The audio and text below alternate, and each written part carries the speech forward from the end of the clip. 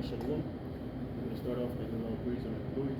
Yahweh, Ba'ashem, Yahushai, Ba'ashem, Chakadosh. The bonus to our teachers, the apostles, and elders, and the Muslim, salutations to walking, myself, and listening, wishing for the truth and sincerity, and if you walk with us well, this is sincerity.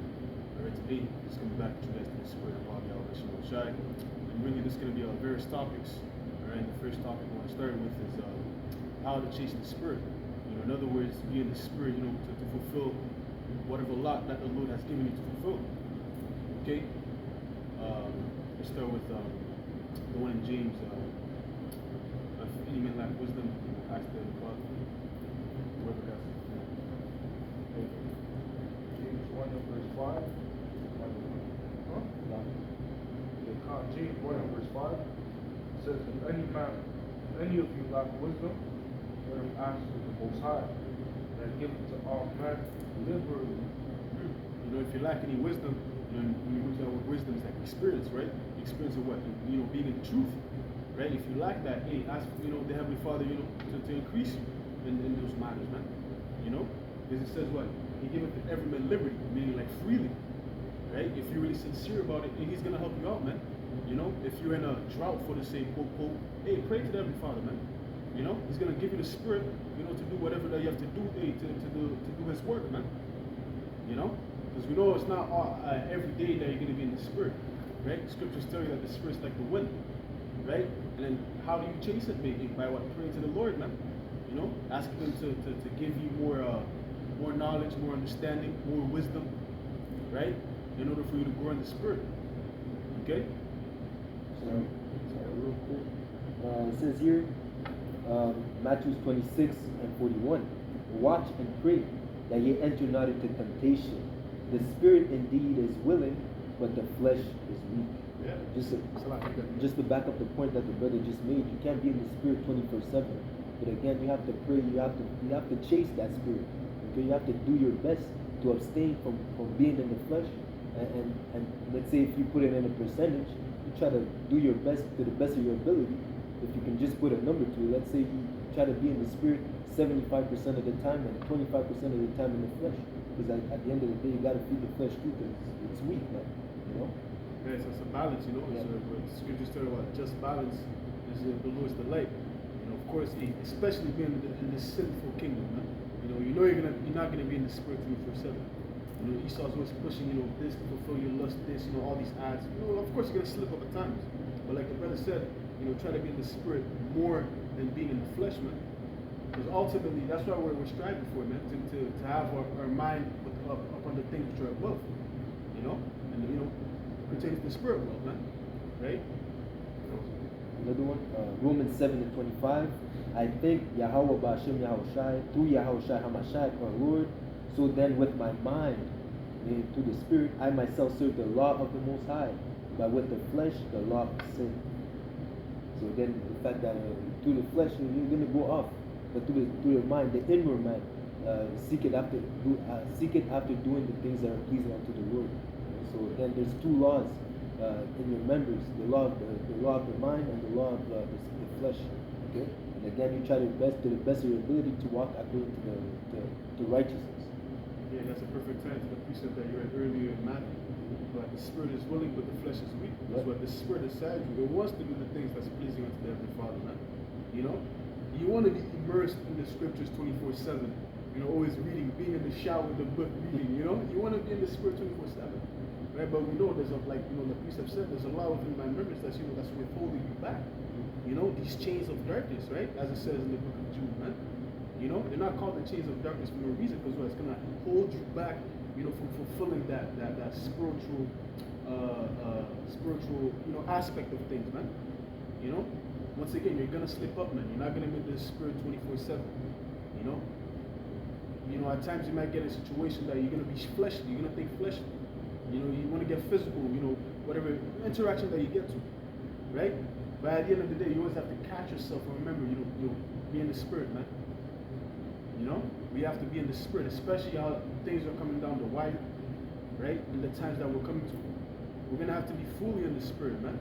As much as possible, right? Okay, have another precept, but it's just to put it in perspective that knowing those things, knowing that we are in the flesh, all these things are happening because that was the intention of the Lord. It says here in Romans 8 and 20, for the creature was made subject to vanity, not willingly, but by reason of him who had subject the same in hope. So ultimately, that whole process that we have according to this life being in the flesh is that we can hope for mercy, that we can hope in Yahweh Ba'Shem Yahshai, that we can, there's such a thing as the law of the faith and the law that comes from the law, statutes, and commandments. But us now, we believe through Yahweh Shai that we may obtain salvation and be delivered from this body of death. Okay? So again, that all this is the fact that we go off, the fact that we're in the flesh, that the Lord allows us to go off is because now we're made subject unto hope.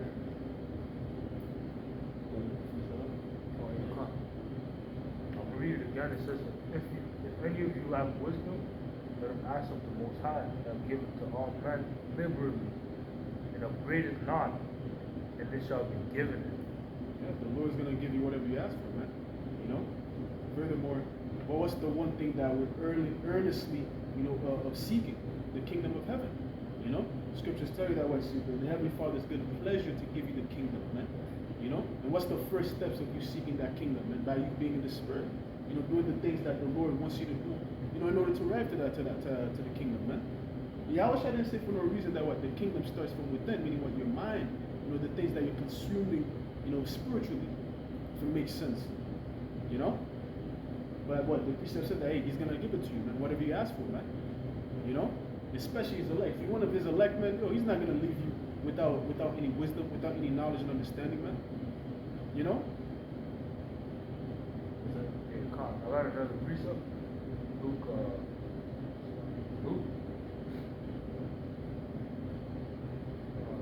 chapter 11 and verse 9.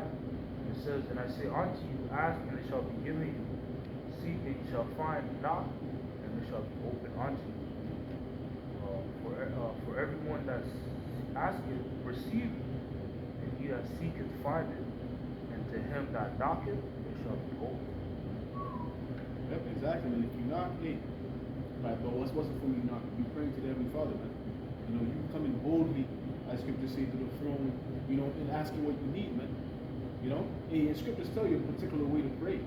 When you come in to pray. So when you want something, earnestly or you really want it, man, don't go to the throne with having doubt, man, that the Lord's not gonna give it to you. You have to go with the mindset that the Lord's gonna fulfill this, man. You can't be, all feckle and maybe the Lord is good. Nah, man.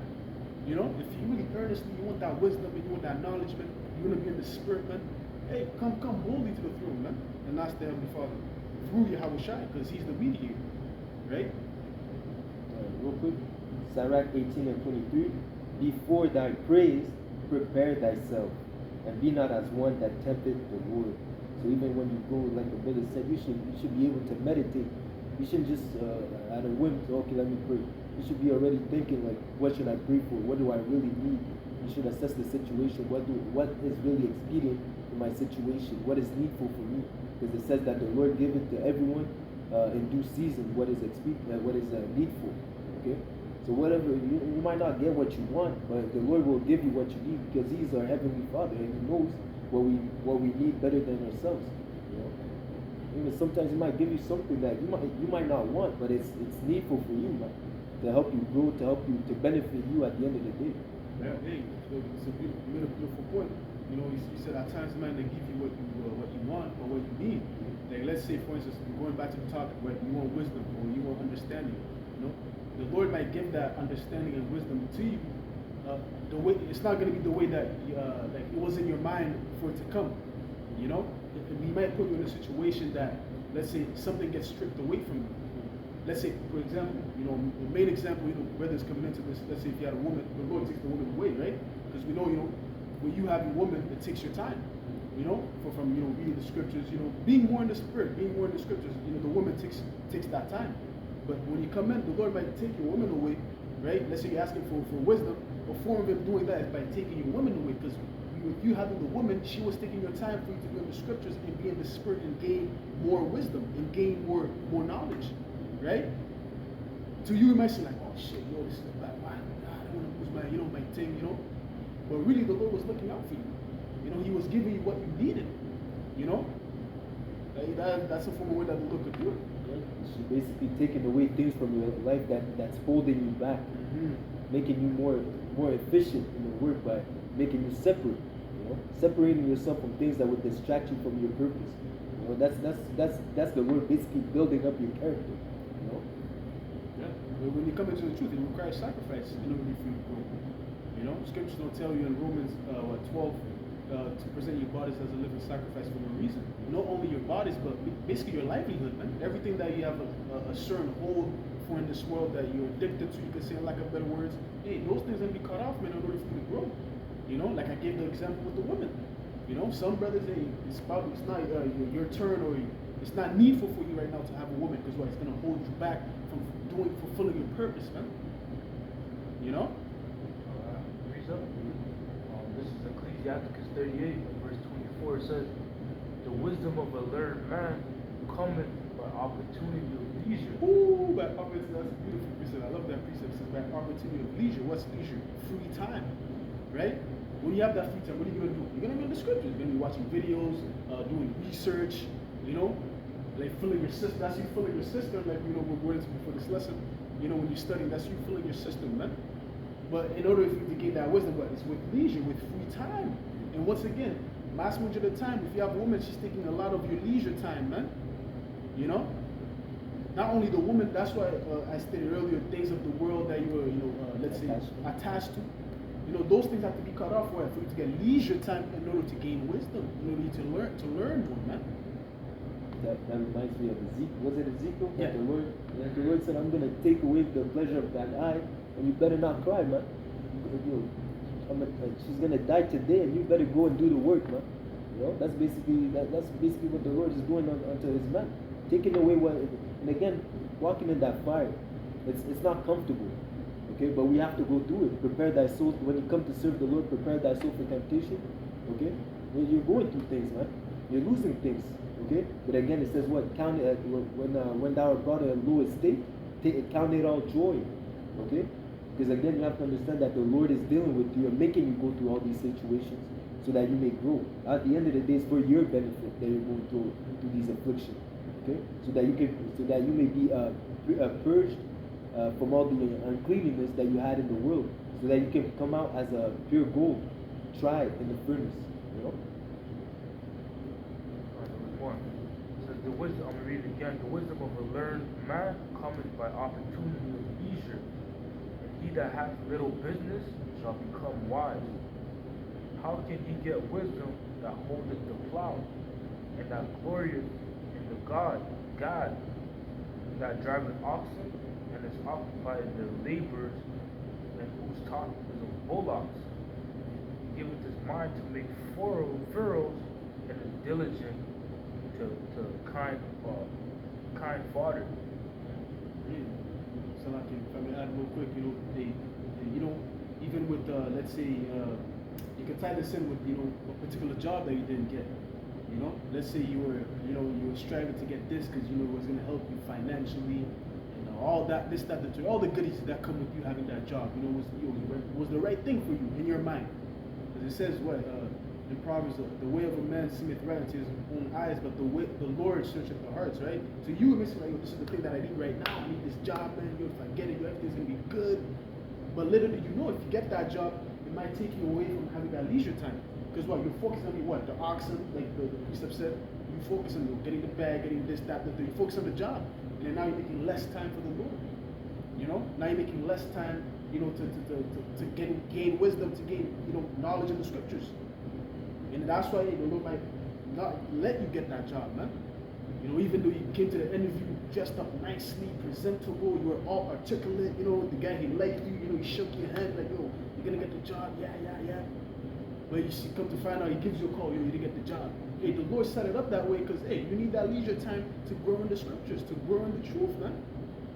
Because He knows you. He knows in your mind that, hey, you're gonna be too focused on this, man. The money's gonna get you. The job that you have right now is going to take you away from that leisure time, man. The Lord, everything He does it strategically, man. When He takes certain things away from you, strategically. You know, it's only, at times, only at the end of the road you see why the Lord did this. Why did the Lord strip this away from me? Oh shit, the Lord did it because, yo, that was a weakness that I had, man. Look at now, that shit doesn't bother me, man. You know? Because you had the time to grow in the wisdom to see that, yo, that weakness that I had, man, if I stayed in it, man, yo, shit, that would have been detrimental for me, man. I wouldn't be in the truth right now. The water Yabashim will take taking that away from me. You know? This is Galatians 5 and verse. It's a lot here. In verse 16, it says, "This I say then, walk in the Spirit, and ye shall not fulfill the lust of the flesh. For the flesh lusteth against the Spirit, and the Spirit against the flesh. And these are contrary the one to the other, so that ye cannot do the things that ye would." Yeah, the Spirit's always fighting against the flesh, man, every time, man. You know, all of a sudden, you know, you want to read the scriptures now, wicked thoughts are coming into your mind. Oh, you're thinking about this chick or food or some shit, some random shit. Start yawning. You start, now you're tired. All of a sudden, before you weren't tired, but as soon as you open the book, you know, that's that fight, the flesh holding you back to grow in the Spirit, man. That's crazy. You know, all of a sudden you're tired. But that's a demon. You know, that's the demon of the flesh, man. You know, but you know what? We're always gonna be in the Spirit and overcome the flesh, man. You get tired, fuck that, man. Pray to the Lord that it takes that demon of tiredness upon you, man. You know, you rebuke it, and now, hey, the energy comes back. Now the Spirit's on you. You know, you're all into it. You know, that's the battle, man. Right? There's one more. It says. It's like also that thing. Once you get into the Spirit, once you get into that Spirit, once once that fire lights up, you can't even fight it no more. So like that demon itself is gonna flee. Right. It says, "Resist the devil, and he shall flee from you." You know, submit yourself to the Most High, man. You know, when you get into the Spirit more and more, that you might do a lesson. You might start a lesson and you're tired. But at the end of the lesson, you're full of energy, man. You know, halfway into the lesson, man, you're bringing out scriptures. You're jumping. You know, actually, let me get this, let me get that. You know, you're in a different mindset now that you've fought off the flesh. Okay. Yeah, it's just like dealing with a woman. Because you know, wisdom is considered as a woman, right? You know, you're at work, right? You know, you finish plantation, you're all tired. Then you get that text. What you saying? You know, like link up tonight. Oh shit, yo, you ready? You're in the shower, whistling. You're in the shower already. Yo, like, the energy came back like this. Yeah. You know, it's the same with the Spirit, man. You know, at times you might be tired, but you pray to the Lord, it gives you that Spirit. But boom, Sophia's coming to you now. You know, nourishing you with her breasts. Now all that energy is back now. You know, that's the same thing, man. You know. I had a quick precept because you mentioned something about how that you cannot, when the Spirit's on you, man, it's just going to come out, you know? Pertaining to Jeremiah, this is Jeremiah 20 and verse 9, it says, "Then said I will not make mention of him, nor speak any more in his name, but his word was in my heart as a burning fire shut up in my bones, and I was weary with forbearing, and I could not stay." Put it in an example, man. You get a call from someone in the world, man, asking for breakdowns, you know? And then to the point where you don't even want to break it down to the person, but then an hour later you're out there breaking down Revelation, you're out there breaking down what's the nuclear missiles, you're out there breaking down that Esau is a devil that the Bible speaks of. You go from topic to topic, like you weren't even thinking about doing all these things, man. That's what it means to be instant in season and out of season. You know, being able to push for the word, man. And again, that's that fire. You can't contain it. You have to let it out. Yeah, when brothers make lessons or, you know, in the highways and hedges, really, it's therapeutic, you know, because if you withhold this word, man, you're going to turn a madman, man. You have to express this word, you have to express it. You know, that's why when you come into the truth, man, you want to tell everybody, your uncle, your mom, everybody, anybody you see, you know, anybody you see that has a, you know, so-called black or whatever, you know, or Latino. No, you're Israelite. The white, you know, you want to tell everybody, man. That's that way. You cannot stay with this Spirit. Your coworkers, man. You know, hey, now you have to leave the job. They're looking at you weird now, man. The work environment became toxic. Yeah, man, because the way you need to let it out, man. Yo, you have to have that therapy session, man. You know, That's why it's important, to go out there and preach the word, man. Right? Hold on, I was thinking about something.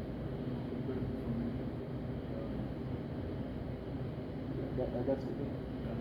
The brother, just to back up the point that the brother was speaking of, the precept, no, not the woman, that's walking in the spirit. Galatians 5. Yeah.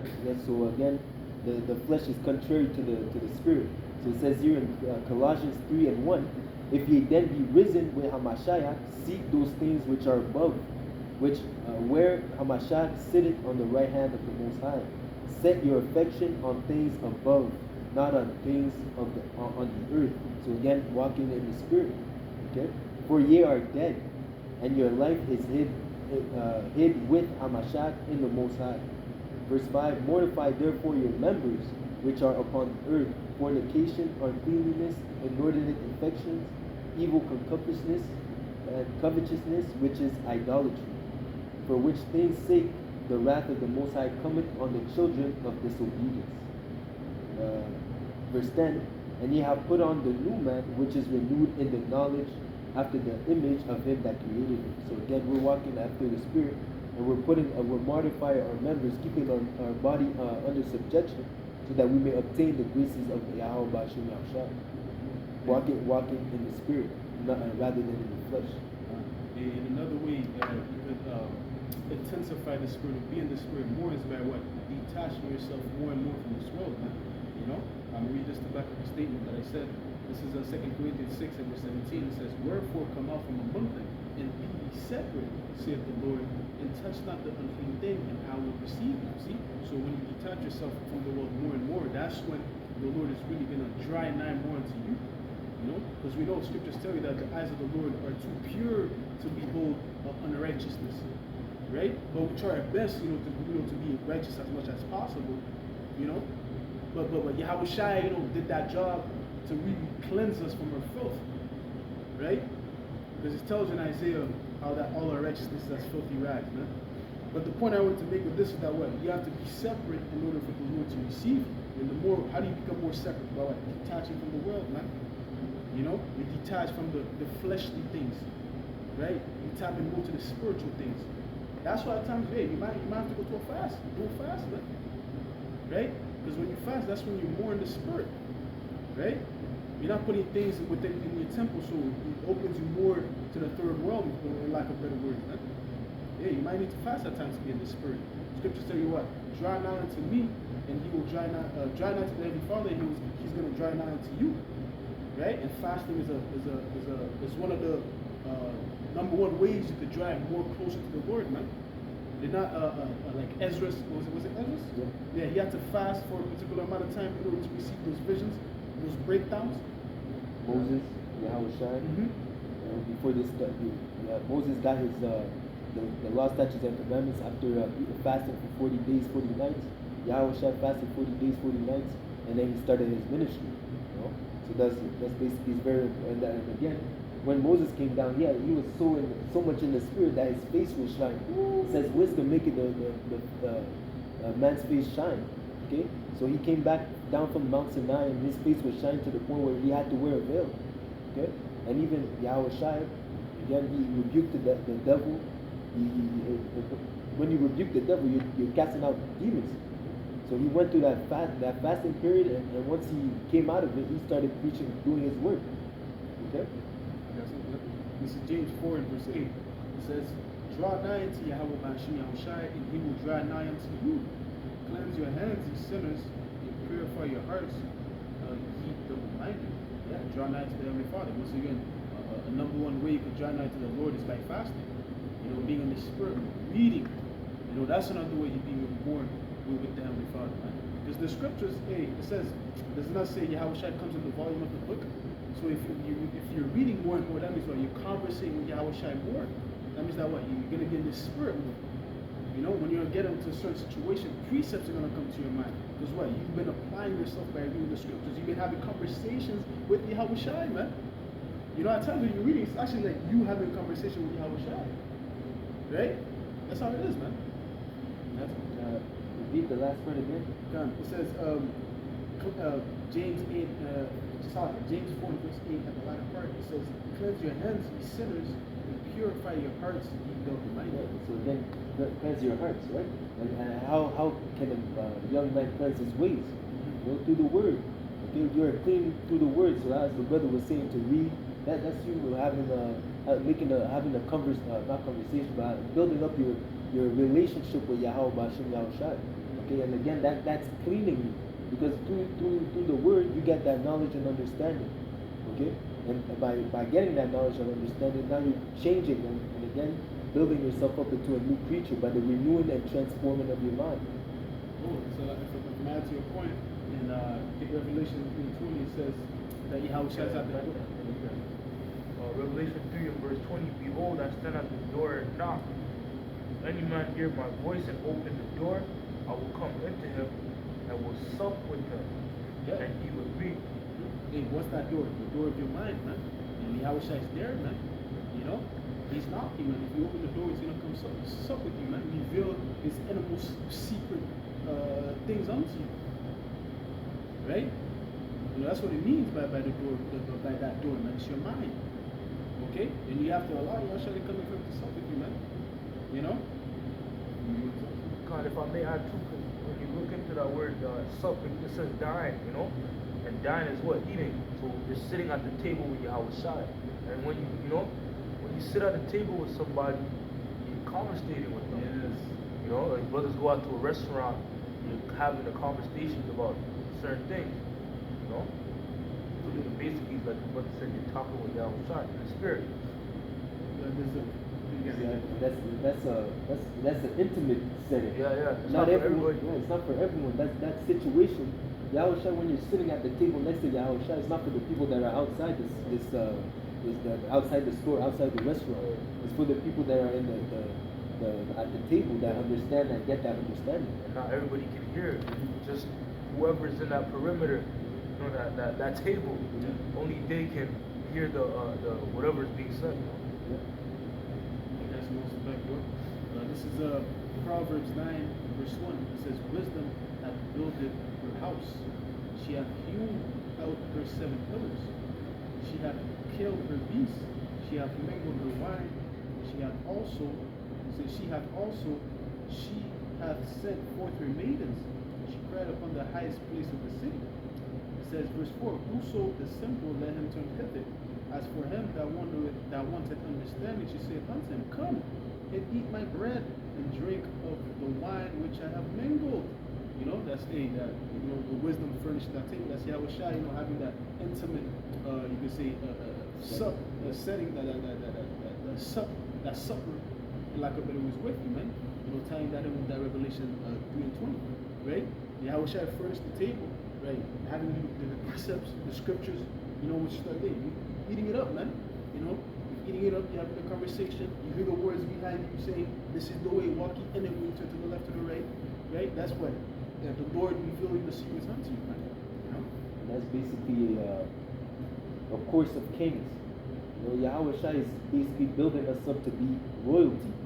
That knowledge and understanding, the lessons that we learn through the scriptures, that's basically to build you up to be a judge. Because Yahweh Shai is under Yahweh, he's the ultimate judge. All judgment was given unto him. So when you're sitting at that table, he's basically teaching you how to be a perfect judge.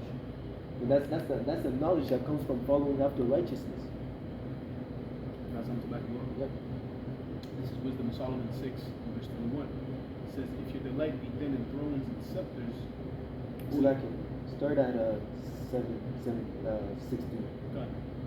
This is Wisdom of Solomon 6 and verse 16. It says, for she goeth about seeking such as are worthy of her, showing herself favorable unto them and the ways, and meeteth them in every thought.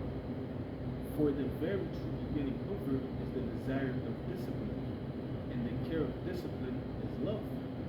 So again, that discipline is to show that to be a king, to be a judge, you have to have that discipline.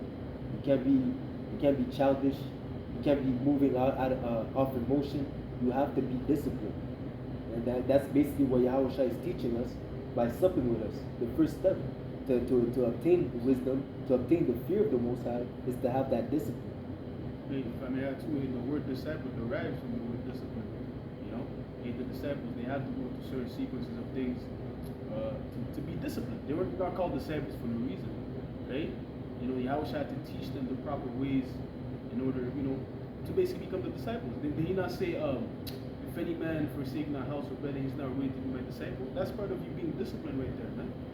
You know? Going through that straight path. Yeah. Because it's a very difficult, you know, your family, being able to forsake your family and walking after the truth. You know, that your family basically in the world, that's where you start. You know, that's the people that know you the most. But being able, willing to separate yourself from them so that you can follow after righteousness, and that's discipline. That's a great step towards discipline. You know? Yeah, and discipline is not only, discipline is also tied in with detaching yourself from the world, man. That's discipline within itself. You know, because prior to being into the truth, man, we were carried away with, you could say, with diverse sorts of doctrines, you know, just about do as thy will, fulfilling the lust of your flesh. But now when you come to the truth, wisdom has that chain around your neck, you know, to withhold you from doing things that's not beneficial for you, man. You know, that's gonna withdraw you from your purpose. That's that chain of discipline. I think there's a precept that says that. You know, like wisdom. You know, it's like a chain. With the feathers on your neck, man, to keep you, you know, from going astray, man. That's that discipline. Again, it says. That's what it means. She needed them in every thought. Yes. It's in your mind. Well, I can't be doing this because that's an offense. There's a repercussion for committing adultery. I'm not going to steal from my brother because that's not love. All these things, now you, when you're walking, every decision you make, you try to make it according to the spirit of Yahweh Bashum Yahshua. And again, just to make it, bringing it back to the feather. Even Paul said, "What? I am a prisoner of hope. I'm a prisoner of Yahweh Bashum Yahshua because now." My whole life revolves around this truth. Okay, it's not really. It says, for me to live is my life. To live is Hamashaya, and to die is gain. That's basically what it is, right? To the point that you forsake yourself, your own life. You hate your own life, and you're walking after Yahushua. Ecclesiastes 6, we'll start at 17. It says, "Whoso feareth the Lord shall direct his friendship aright. Whereas he is, so shall his neighbor be also." It says, "My son, gather instruction from thy youth up. So shalt thou find wisdom till thine old age." And again, that's the discipline. Gather instruction. Those are instruction that's you taking that, having that discipline from a young age. It says, "Come unto her as one that ploweth and soweth, and wait for her good fruits. Thou shalt not toil much in laboring about her, but thou shalt eat of her fruits right soon. She is very unpleasant to the unlearned." Again, so basically, do the work. Do the work. Seek the Lord 10 times more. Read. You know, make your calling and election sure. Moving in the fear of the Lord. Serving the Lord with fear and trembling. That's what it means to putting your hand to the plow. And again, it says what? It's unpleasant to those that don't want that, who don't want that desire of discipline, those that rather do those that hate the light, those that don't want to walk after righteousness, that rather stay in darkness because they know that their deeds are evil. That they don't want to go to that transforming. They don't want to go to that process of putting forth the work, you know, losing things, separating themselves from the world. They don't want to go through all these through that process to obtain the benefits of righteousness. Like on the other two, again it said, if you don't plow, basically you're not gonna eat of the fruits of wisdom. You know, like the brother said, you gotta work in order, you know, to eat of her fruits, man. You know, you gotta be that one that ploweth, right? It says, "She is very unpleasant to the unlearned.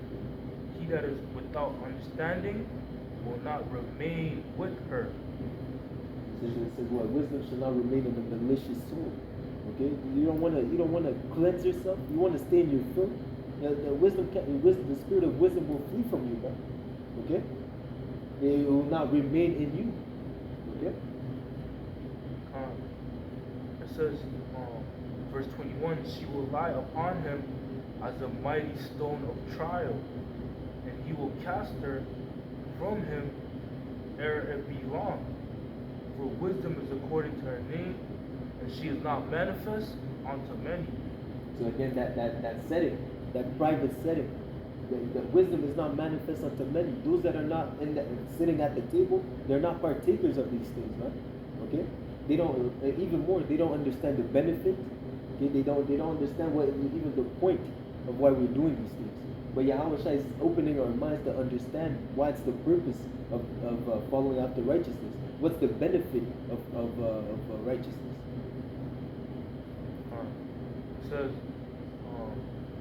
says, verse 23, give ear, my son, receive my advice, and refuse not my counsel, and put thy feet into her fetters, and thy neck into her chain. Bow down thy shoulder, and bear her, and be not grieved with her bonds.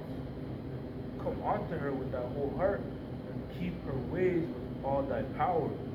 So basically, again, giving yourself all, putting all your energy into Yahweh B'Shem Yahshai. Okay, it says, come to her with your whole heart, your whole mind. Okay, giving yourself over unto this thing. And again, we're bringing it back to the example of Paul, becoming a prisoner of hope, to the point where your life entirely revolves around the truth. I'm not gonna get the brother was speaking of a job. I'm not gonna get this job because it comes in between my camp schedule.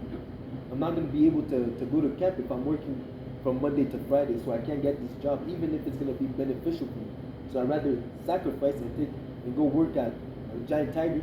I'd rather go work at Giant Tiger and make my minimum wage so that I can at least go to camp and do what I have to do, to push forward the work. Because again, seeking the kingdom first is the most important thing. Hey, that's the feathers in the chain. Yeah. It says, verse 27, search and seek, and she shall be made known unto thee. And when thou hast got hold of her, let her not go. It says, for at the last thou shalt find her rest, and thou shalt return to thy joy. Then shall her fetters be a strong defense for thee, and her chains a robe of glory. It says, verse 30, but there is a golden ornament upon her, and her bands are purple lace. It says, thou shalt put her on as a robe of honor, and shalt put her about thee as a crown of joy. That's the end result. But before that, it tells you have to work. You have to what was you have to sow? That's what it was saying? Seek and search. No. The plow. The plow. Yeah. So you have to plow, you have to put in the work. The same way, you know about planting. You have to till the land. Yeah, the beginning is usually the hardest part. Come on. The beginning is the hardest part, but then at the end, you get the benefits from it. You put on wisdom as a robe, a chain of honor. Okay? But these people that are outside that sanctuary, they're not sitting at the table, they're not understanding. They don't see the benefits of walking after righteousness. The things that the Lord has promised unto those that love Him. Okay? That's why it's important. Again, it says, when you found her, hold on tight to her. Yahweh said, hold fast to what you have till I return. He that endured until the end, the same shall be delivered. Because it's through that knowledge that you can be saved. I'm going to go back to Wisdom of Solomon 6, verse 18 again. It says, and love is the keeping of her laws. Salaki, verse 17 again, it says, and the very true beginning of her is the desire of discipline, and the care of discipline is love, and love is the keeping of her laws, and the giving heed unto her laws is the assurance of incorruption. Because we know that what scriptures tell you in Ecclesiasticus 19 and 19, that the laws of the Yahweh Shem Shai brings to the tree of the fruit of immortality. And that's why it tells you here that if you give heed unto the laws, it's going to give you assurance of incorruption. Meaning what? You're not going to see death, man. And Yahweh Shai said that there'll be some standing here that's not going to taste death, man. Because some of the elect is going to get just straight up translated to the ships, man. Not see death at all, man. That's you receiving the fruit of the tree of immortality. But before you receive that fruit, you got to work for it, man. You got to plant the seed. You got to plant. First and foremost, you have to till the ground, plant the seed, water it, right? Wait. That's why the scripture said to be patient, right? Patience is a major key that if you want to be elect, that you got to have, man. If you don't have patience, man, you're not gonna make it in this, man. You know, this is a slow cooked meal, man. Although the Lord said He's coming fast, man. Hey, you still here. You know, we're still here waiting, man. You know, so it requires patience, man. But hey, bring it back to the point. Real quick, James 5:7. Be patient, therefore, brethren, unto the coming of the Lord. Behold, the husbandman waited for the precious fruit of the earth, and had long patience for it, until he received the early and latter rain. Be ye also patient, establish your hearts, for the coming of the Lord draweth nigh. So again, just as a husbandman, as we were talking about tilling the ground, you have to be patient. The same way that he's waiting for the rain, for the increase, the same way that we're waiting for the return of the Yahushua and salvation. I'm going to read verse 18 again. Wisdom of Solomon 6 and verse 18. It says, and love is the keeping of the laws. Yeah, that's the true definition of love, right? I'm pretty sure 1 John in the 3rd chapter tells you how that love is the keeping of the commandments. Right? It says, in giving heed unto her laws is the assurance of incorruption. Once again, Ecclesiastes verse 19 and 19. Right? It says verse 19. And incorruption maketh us near unto Yahweh Yahushai. And what does it say? Did you read that 2 Corinthians 6 near the 17? 17? Yes, 17. Yeah, Touch yeah, not yeah, the. yeah. I'm going to read it again. Come. This is 2 Corinthians 6, verse 17.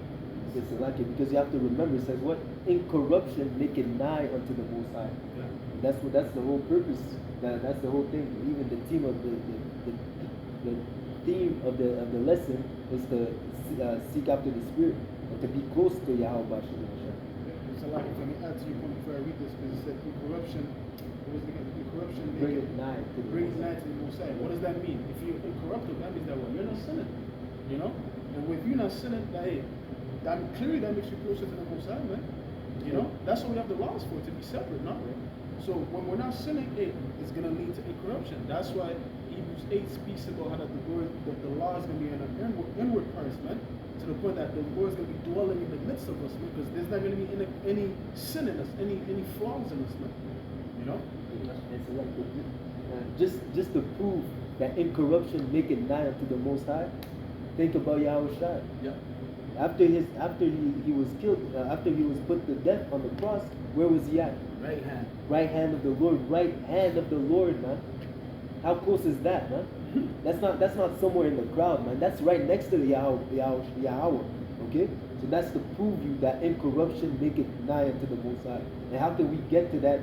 Maybe how can we get even obtain a place in the kingdom is by following after Yahushua. That's how we know that Yahushua is the example that we have to follow. Just basically going how we're trying to strive for perfection.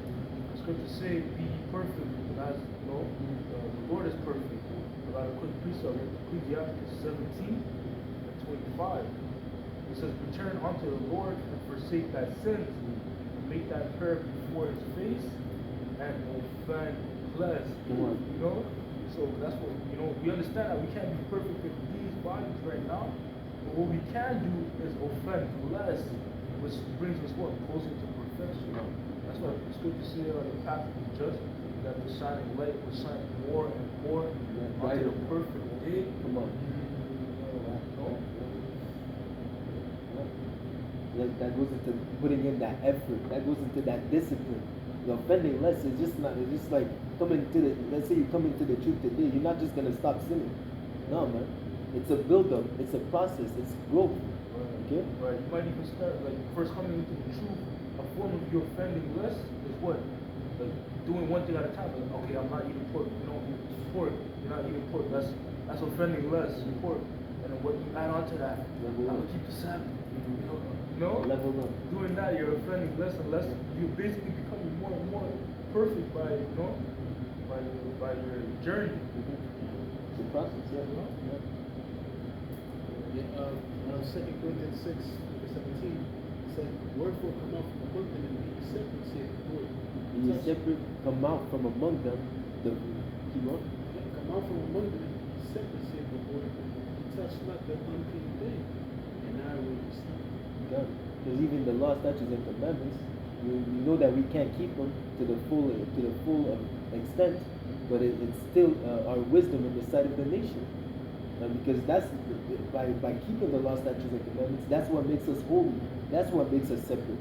Okay, so coming back to as the brother kept mentioning Sirach 19 and 19, it says what the knowledge of the commandments is the doctrine of life.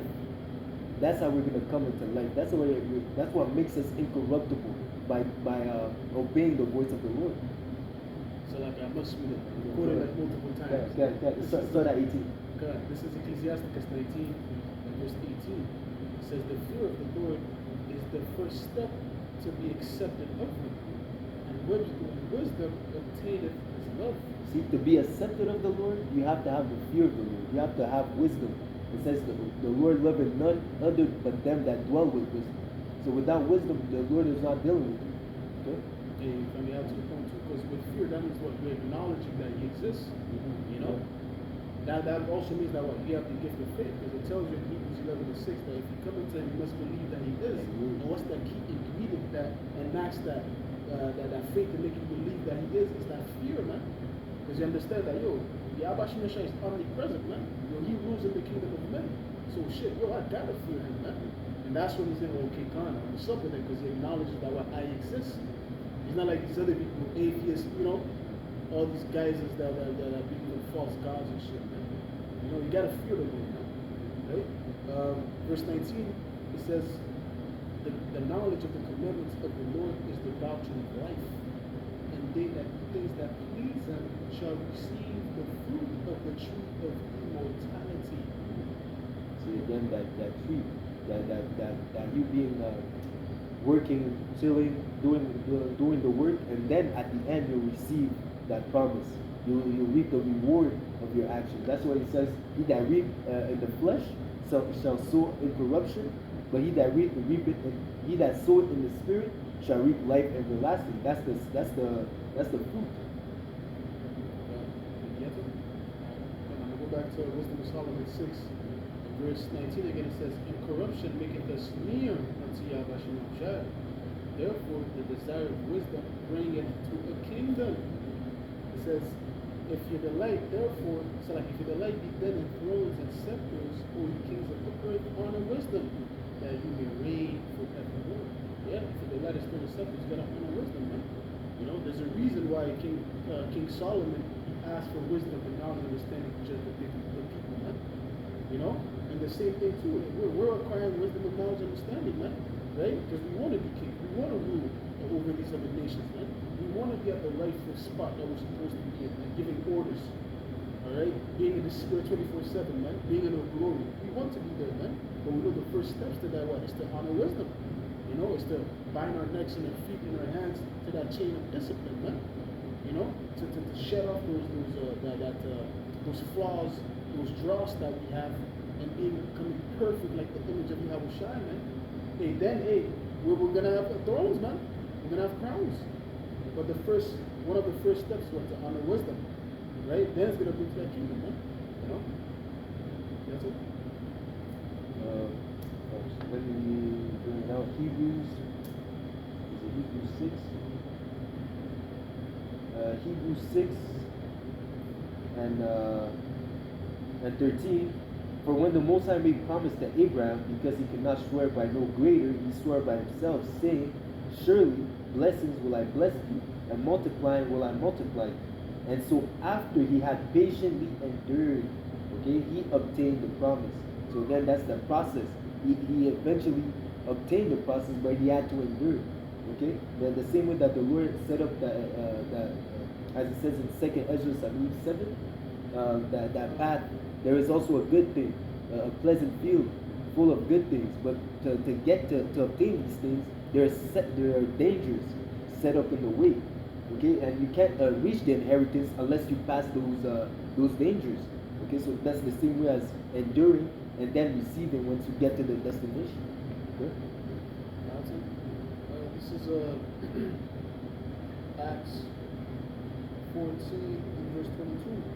It says, confirming the souls of the disciples and exhorting them to continue in the faith, that we that we must through much tribulation enter into the kingdom of Yahweh. That's tribulation. But again, that goes into continuing. You have to continue. It's not a thing of just knowing the truth. You have to endure until the end. Okay? This is Revelation 10 and verse 10. Sorry, Revelation 2 and verse 10. It says, "Fear none of those things which thou shalt suffer. Behold, the devil shall cast some of you into prison, that ye may be tried. And ye shall have tribulation 10 days. Be thou faithful unto death, and I will give thee a crown of life." You know, it's a matter of endurance until the end, man. No matter the odds, no matter what you're faced with, man.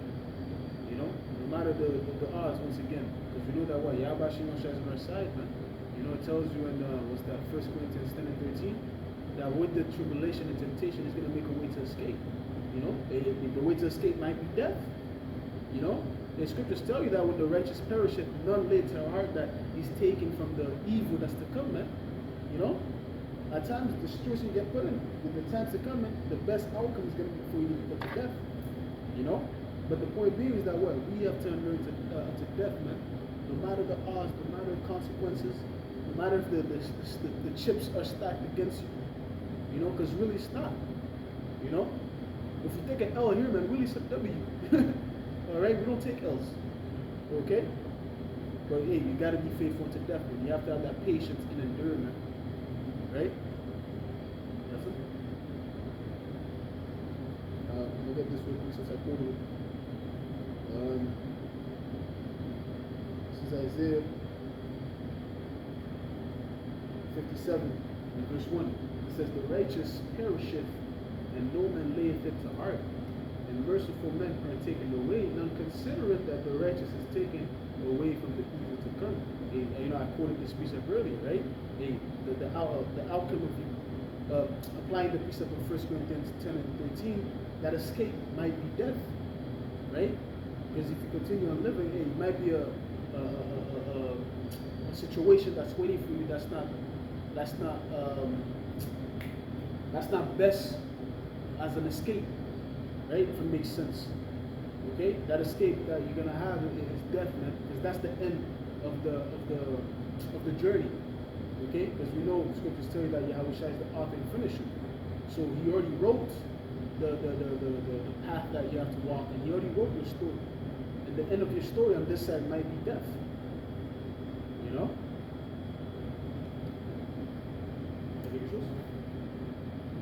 Here we go. Wisdom of Solomon 3 and 1. "But the souls of the righteous are in the hands of the Most High, and there shall no torment touch them. In the sight of the unwise they seem to die, and their departure is taken for misery, and their going from us to be utter destruction, but they are in peace. For though they be punished in the sight of man, yet is their hope full of immortality. And having been a little chastised, they shall be greatly rewarded, for the Most High hath proved them, and found them worthy for himself." So bringing it back to again, enduring unto the end. And again, the Lord is not the Lord is already making you know that if you serve him, prepare your soul for temptation. You will be cast. Some of you will be cast into prison 10 days. If that's your lot, that's your lot. There's nothing you can do. Okay, but it says what? Endure unto death. It says, what was the reward? You will receive a crown of life. You were proven. That was your lot. That's your testimony to prove that you believe in Yahweh B'Shem Yahushua. That's the lot that He has reserved for you. Are you gonna bow down to this wicked system? Or are you willing to die for this corrupt for this crown of life? Okay. And again, what's beautiful about it is that the Lord is letting you know, regardless if you die, there's a reward for you, right? Okay. Real quick, just to back you up. This is 1 Thessalonians 4 and verse 16. It says, "For the Lord Himself shall descend from heaven with a shout, with the voice of the archangel, and the trumpet of the Most High, and the dead in Hamashiach shall rise first." You see, so hey, that's part of you receiving your reward, because hey, you're gonna rise up first, man. You know, those that die in Bashim Shai, they're gonna rise first. Okay? So hey, your labor of love is not forgotten. You know, you putting your life on the line, all right, for the name of Yahweh Shem Shai, it's not forgotten, man, because the Lord is going to raise you up first, man, before the ones that's on the soils of America or wherever they may be scattered abroad, man. Okay?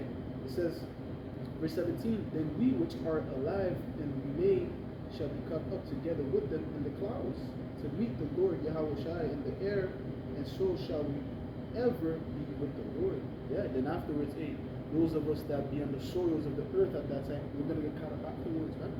Okay? Then we're going to come back, man, hey, and bring judgment, you know, and righteousness according to the Lord's will. All right? Real quick, let me see. Just bring it out real quick.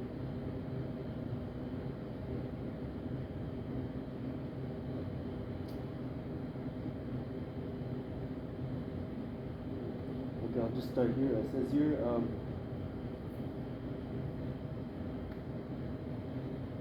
here, in 1 Corinthians 15, now, and I'll start at 12. Now, if Hamashiach be preached that he rose from the dead, how say some among you that there is no resurrection of the dead? Okay, so then bringing it back to the point that Yahushua, he did rise from the dead. So how can you say that there's not going to be a resurrection for those that died in the truth? Okay, and it says their works will follow them. Okay, so even if you die, the Lord is going to remember those works. He's not unrighteous to forget your deeds that you've done for the truth, for His name's sake. Okay. Yeah, too. There's a reason why Paul made that statement, because you know back then you had different sects amongst our people that believed in different things. Like for example, the Sadducees, they didn't believe in the resurrection. That's why he made that statement, man. But hey, here it is. Yeah, Yahweh Shai is an example, man. And there was witnesses that saw him when he got resurrected. That's why Apostle Paul said, how are you saying that there's no resurrection of the dead? Here it is, Yahweh Shai. He came from the dead and was resurrected, man.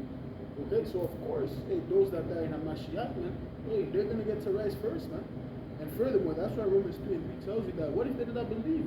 Right? Shall they make the faith of Yahweh Shai that effect, man? Roughly by basic, man. Okay, it doesn't matter what sect you are, you don't believe in resurrection, you don't believe that there's spirits, whatever. It doesn't matter, man. Because at the end of the day, you're gonna see those men that died and get risen up, man. You're gonna see it with both of your eyes, man. Okay? John 11 and verse 20. It says that Martha, as soon as she heard that Yahushua was coming, went and met him. But Mary sat still in the house. And said, Martha unto Yahushua, Lord, if thou hast been here, my brother had not died. But I know that even now, whatsoever thou wilt ask of Yahweh will give it thee. Yahushua saith unto her, thy brother shall rise again. Martha saith unto him, I know that he shall rise again in the resurrection at the last day. Yahushua said unto her, I am the resurrection and the life. He that believeth in me, though he were dead, yet shall he live. See? And that's a bold statement. If you believe in Yahushua, that's what it says, you're passed from death unto life. Because Yahushua is life. He is the light of life. So just the fact that you believe in Yahushua, you made a transition from being in a dead state to coming into life. Okay? So that's what it means that Yahushua is your life. Okay? It says, that whosoever liveth and believeth in me shall never die. Believest thou this? Read it verse up there. It says 25, Yahushua said unto her, I am the resurrection and the life. He that believeth in me, though he were dead, yet shall he live. If you believe in Yahushua, if you're in that moment of being having your head getting chopped off, or being in jail, or having to face that decision of taking the MOTB or not taking it, okay, regardless, if you die in this truth, it's as if you never died, because the Lord is going to bring you back, right? That's pertaining to, you were reading that 1 Thessalonians? Yeah. Done. Pertaining to 1 Thessalonians, those that are dead shall rise first. Okay, there's nothing that the Lord it's not too far-fetched that the Lord can bring you back up. Even it says they're going to be, those that sleep in Yahushua are going to be raised up first, man. Okay? So it's nothing for the Lord to bring you back, man. And again, it's finish it. God says that whosoever liveth and believeth in me shall never die. Believest thou this? And that's why he asked it again, but believe it thou this, man. Do you have the faith to actually understand these things? Because in facing that situation, are you actually going to keep that in mind? Knowing that Yahweh Shai is really testing you to see if you're really about this thing, man. This is really easy to say, oh, I'm with the Lord, I'm about the Lord, I'm about this truth. But when you're face to face with that decision, are you going to fold, man?